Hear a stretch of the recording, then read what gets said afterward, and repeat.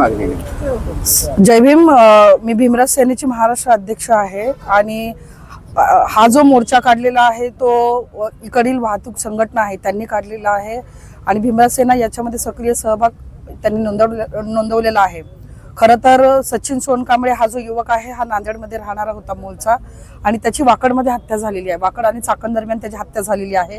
त्याचं मूळ गाव नांदेड आहे आणि त्यामुळे त्याची सुरुवात इकडील वाहतूक सेना, तो ड्रायव्हर असल्यामुळे इकडच्या अनिशा वाहतूक संघटनेने याची सुरुवात केलेली आहे आणि त्याच्यात भीमराज सेनेने सक्रिय पाठिंबा दिलेला आहे. जिथे जिथे सचिन सोनकांबळेला न्याय मिळवण्यासाठी आंदोलन मोर्चा होईल, निदर्शने होतील, त्याच्यात भीमराज सेना सक्रिय सहभाग नोंदवेल असं हे करते. हत्या कोणी केली?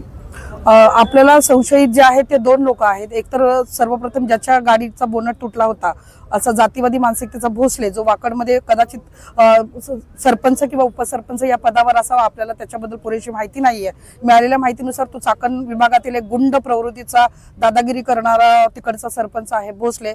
त्याच्या गाडीला धक्का लागल्यानंतर हे प्रकरण, त्याच्या गाडीला नाही त्याच्या गाडीचा धक्का सचिनच्या बसला लागून त्याचे बोनट तुटले. तिथून हे प्रकरण सुरू झालं आणि त्याबरोबरच लक्ष्मी ट्रॅव्हल्सचे मालक, त्याचे सुपरवायझर आणि त्याचे मॅनेजर ज्यांनी 2 ते 3 दिवस सचिनला मारण्याचं प्रकरण दाबलं, त्याच्यानंतर त्याला 2 दिवस हॉस्पिटलची कोणतीही ट्रीटमेंट नाही केली, बेशुद्ध अवस्थेत, कोमाच्या अवस्थेत त्याला त्या गॅरेजच्या एका कोपऱ्यामध्ये फेकून दिलं होतं.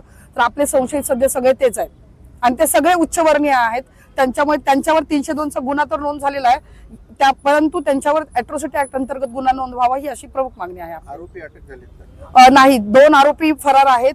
एका आरोपीला त्यांनी पकडलेलं आहे, परंतु त्या ज्याला पकडलेला आहे त्याचं त्या FIR मध्ये नाव सुद्धा नाही. अशा एका गरीबाला त्यांनी ट्रॅव्हल्स मधल्या व्यक्तीला पकडलेला आहे जो सचिन बरोबर गाडीमध्ये होता. तर आमची जी नावं आहेत, ट्रॅव्हल्सची जी नावं आहेत, 5 नावं, त्या लोकांना अरेस्ट करण्यात यावं आणि जो मुख्य भोसले आहे त्याचं नाव FIR मध्ये सुद्धा नाहीये.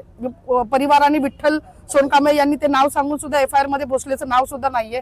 तर पुन्हा एकदा यांची जी जबानी आहे, त्यांचा जबाब आहे तो पुन्हा नोंदवण्यात यावा आणि भोसलेचं नाव त्याच्यात ऍड करून अॅट्रॉसिटी ऍक्ट अंतर्गत गुन्हा नोंद करण्यात यावा प्लस 302. एकंदरीत काय मागण्यात? भीमराज सेनेची प्रमुख मागणी पहिल्यांदा आहे की हे जे FIR आहे ते या कुटुंबाला कोणतं दबाव टाकून, म्हणजे कधी चाकणला जा कधी वाकडला जा अशा पद्धतीने त्यांची मानसिक स्थिती हे करून, एक मुलाची बॉडी समोर होती त्यामुळे त्यांना कोणतीही कल्पना नव्हती की आपण काय FIR मध्ये लिहावं. त्यांची FIR पुन्हा एकदा नोंदवून घेऊन त्यांचा जो S फॉर्म आहे तो पुन्हा नोंदवण्यात यावा, फॉर्म क्रमांक 10, त्याच्यामध्ये भोसलेचं नाव ऍड करण्यात यावं आणि जे आरोपी आहेत त्यांना त्वरित अरेस्ट व्हावी. पहिली मागणी ही आहे. दुसरी मागणी जी आहे ती वाकड पोलीस स्टेशनला जी केस वर्ग आहे ती नांदेडला ती केस वर्ग करण्यात यावी, कारण तिथे त्या कुटुंबाचं त्यांची काळजी घेणारं, कारण त्यांना सुरक्षा प्रदान करणारं वाकडमध्ये कोणीच नाही आणि आम्हाला वाकड पोलिसांवरच संशय आहे, कारण त्यांनी त्यांना 5 लाखाचं आमिष दाखवलं होतं, ज्याचे PI माळी असं नाव आहे. त्यांनी त्यांना हयात असताना, सचिन हयात असतानाच त्यांना 5 लाखाची ऑफर दिली होती की तुम्ही केस करू नका, जेव्हा सचिन कोमात होता, की तुम्ही केस करू नका आणि रफादफा करा. त्यामुळे आम्हाला त्यांच्या शोधावरच संशय आहे.